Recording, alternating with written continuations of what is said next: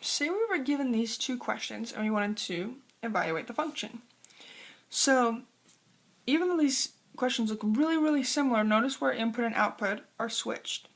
And depending on what they're asking, we have different steps or different things we're really interested in knowing. So when we want to know what input corresponds to an output of -3, well, if our output is -3, that means this whole thing is -3.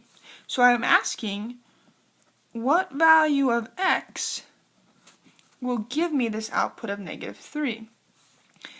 Well, adding 5 to both sides, we get 2 equals 2x. Therefore, x equals 1. So a value of 1 will give me an output of -3.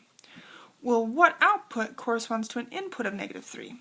So what value, if we input -3 in for the x, will this whole thing be? Well, inputting -3 in for the x on the other side, we get -6 minus 5, or -11.